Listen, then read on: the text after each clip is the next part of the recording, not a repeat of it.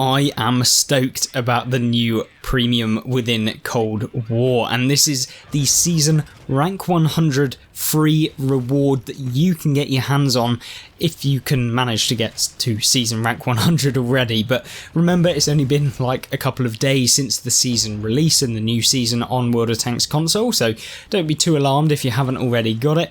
I was lucky enough to actually be loaned by Wargaming to actually test it out, showcase it, whatever. I don't get any, I'm not told what my opinions have to be, but this vehicle, in my opinion, is actually one that I've really enjoyed. And you know me, if you've watched any of the videos, I'm not necessarily the biggest fan of Cold War, but this genuinely makes me want to play Cold War. Why?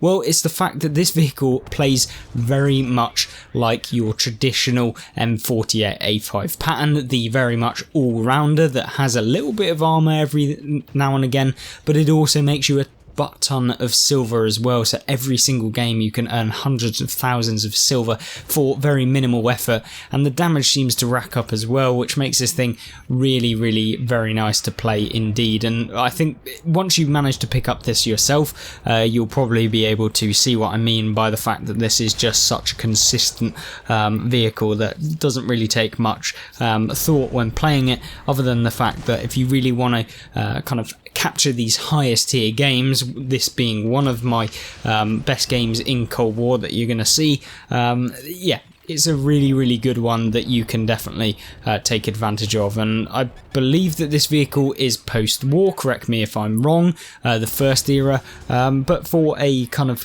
first tank in Cold War, if you've not got a premium tank already, this one is perfect. You earn a lot of silver, as we've already mentioned, but it's a very solid one. A lot of these premiums can go very much one way. Either they're really good, FE4211, I'm looking at you, but otherwise they can be very bad. Like, there are a lot of bad Cold War premiums, which I'm not necessarily against. When vehicles get released in Cold War, they should be of the same level of the vehicles that are actually within the game, for just not for free. So, you know, you can sprinkle in quite a few decent tanks, but it's when they start introducing loads of OP tanks, then it sets the precedent, and then all of the premiums have to be OP, otherwise no one buys them, and they just carry on buying the same one that everyone's been buying for the last like 5 years. Panzer 5-4, I'm looking at you.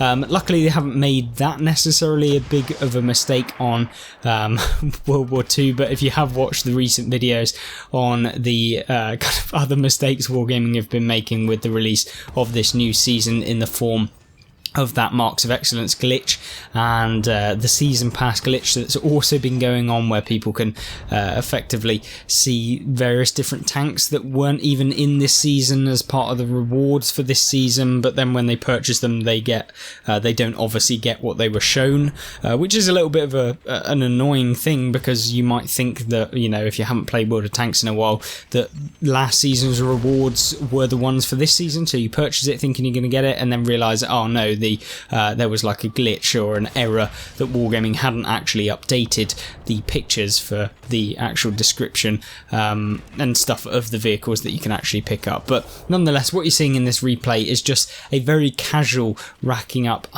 thousands of damage, and you can see up in the top right hand corner, if Wargaming could kind of sort out the XP overlay. It's really annoying. I don't know why every single time the XP gets shown over the damage and the assistance damage that I've had, but nonetheless doesn't matter, because we'll see it at the end of the battle. Kind of keeps it pretty nice for kind of keeping it a little bit of a mystery. But nonetheless, we chase down the final M60A2, the we finalised the game, and of course you're about to witness how much damage we actually managed to do. It was an epic victory, a very one-sided victory, no surprise in Cold War, considering that's pretty much every single game, but we pick up 7,233 damage, and of course in the left-hand side of the screen at the bottom, 444,000 silver, which is the reason why I play a vehicle like this. And remember, the actual battle only lasted 4 minutes, so 444,000 silver in 4 minutes. Times it by, 15 will get you for an hour. Not quite, but that would be like 6 million an hour you could earn using this vehicle if you did have ×2 silver boosts. Of course, not everyone has them. But nonetheless, let's jump into the next replay, see what happens in a different kind of matchup in a different map. Of course, have you seen in the background, Westfield is the map of this second gameplay. And much like Westfield, I find it a very versatile tank, the Magash 5. And that is because the tank is, to all intents and purposes, your traditional medium. It is good at all sorts of things. It is the medium, the average, the kind of all-rounder that the Magash 5 is, and that allows you to kind of get into positions that a lot of other tanks won't be able to do, purely because you're a little bit faster than them. Remember, in the era that this tank is in, the vehicles aren't necessarily as fast as they are as you move through the higher eras within Cold War, because as you go up through the eras, pretty much every tank becomes 70 kilometers an hour, but this one not quite yet, so that's always good, and we'll be able to utilize the fact that no one else has quite the super top speed, or at least the flexible mobility and stuff like that, and the ability to actually use the speed of the tank over the terrain types that are in the game, because of course terrain resistances are a thing. Terrain resistances being the kind of resistance of the ground, the terrain. I mean, the name pretty much implies it, but what that means is effectively you'll maintain your speed over different things much faster on tarmac, because it's a harder surface, you've got more traction, as opposed to like driving over swamp. We've all gone on some of the maps that have the swamp. We all know that it's super annoying, but yeah, you can basically tell from that terrain resistance matter massively. But what we're seeing here is what happens when the Magash gets on a ridgeline, and because this vehicle has a little bit of armour, yes, you get penned pretty much most of the time through the upper plate if people actually aim, or through the turret in the cupolas, stuff like that. If they don't, you can bounce a few rounds, and it's definitely not something you should rely on, but it's always there. And you can see the enemy team's FV211, the one that everybody hates. Hopefully this vehicle isn't as overpowered, or at least isn't as overpowered to the point where people don't like playing the Cold War game mode, but equally somewhat competitive against the FV, which it is. This tank is a competitive and a competitor to the FV4211, which is nice for a change. There's not that many of them within Cold War to be able to kind of face off against a lot of them, but regardless, we picked up 2,000 damage. It's only like 5 shots in this thing. It's really, really easy to do. You just have to keep switched on.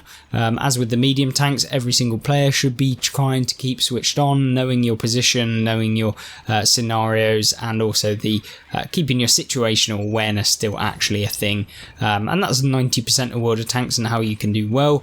You can see here the FV decides he's going to YOLO in. Don't know if that was the best scenario for him, as we're hoping he can take a few hits, but what you see me doing here is using situational awareness. There is just me and a light tank. The light tank could basically leave at any point, leaving me on a 1 versus 3 against all of the opponents on the enemy team. And of course, when you're in a 1 versus 3, there's 3 times the chance that you're going to fail, so I definitely don't want to do any of that. And so you see us kind of moving over to the other side where we can be more of use. Yes, I could stay there, yes, I could really try and defend, but if we can finish off this flank, we can then turn around and deal with all of the other tanks that we've just seen. There's not much of a defensive position, there's nothing I can really do once they've won that kind of central area, and once that FE had moved around and there's no one to combat that. So let's go and help out our team by doing the exact same thing, but for our team instead, where we get into the position to counteract a lot of the enemy team. You can see here just pushing down, using the mobility, using the good accuracy of this tank. Accuracy is actually super underrated in Cold War because of the long range engagements that you can have, and also being that this kind of Cold War is all about about being able to hit people at long ranges, to detect people and be able to consistently deal damage. We take a hit there from the M60, which was actually, it wasn't lucky, but it was kind of annoying that we actually did take the hit. We go after this M60, he bounces off of us, and you can see that quite a lot with this vehicle, bouncing shots. But now it's time to kind of move forward. We've kind of dealt with the people on the right hand side, which basically guarantees us the win for our team, which is nice, and we can progress towards the rest and the third or the 3 enemy tanks left alive. There's 2 mediums and a heavy, of course the FE4211, the kind of arch nemesis of this vehicle, I'm going to call it here first, and then the M60A1 up there, which is kind of a counterpart, but this is a heavily version of that vehicle, and I'd rather play this version, to be honest with you, over the M60A1, just because it feels a little bit chunkier, feels like you can dominate a little bit more than that tank, because that basically gets penned everywhere no matter where you're aiming. But we'll move forward nonetheless. 4,000 damage done. If we can get a little bit of extra damage, we can go for some extra silver, which is ultimately all I play Cold War for. You see the M60 comes in, he gets Amarak because yeah, I needed him to get taken out, otherwise I was probably going to get taken out myself. We go for the lower plate of the perfectly balanced FE4211. I know it's not necessarily the biggest weak point, that being the cupola, which we aim for after bouncing off of the lower plate, which was super annoying, but nonetheless we finish up the game, and of course with the victory. And ultimately this tank is one of my favourites that have come out recently. It's one of my favourite premiums. We managed to make 279,000 silver, we managed to do 4,680 damage, got shown up by the Sheridan on our team, and got a little bit of assistance damage as well. If you did, of course, have this tank on the game, let me know what you think. These Cold War videos tend to be a lot shorter, like 10 minutes, because the games last such a little time comparatively to a lot of the World War II game modes. Let me know what you think of that as well. But other than that, I hope you have had a really good start to the season, unlike the glitches that and kind of mistakes that Wargaming have been making over the beginning of this season. Hopefully it doesn't continue and it becomes the season of devolution. We're hoping that that isn't the case, but nonetheless, I hope you have a fantastic rest of your day, and check out some of these videos on screen right here showcasing gameplay and tank reviews, and of course the latest update news as well. Thank you very much, and I'll see you there. Goodbye.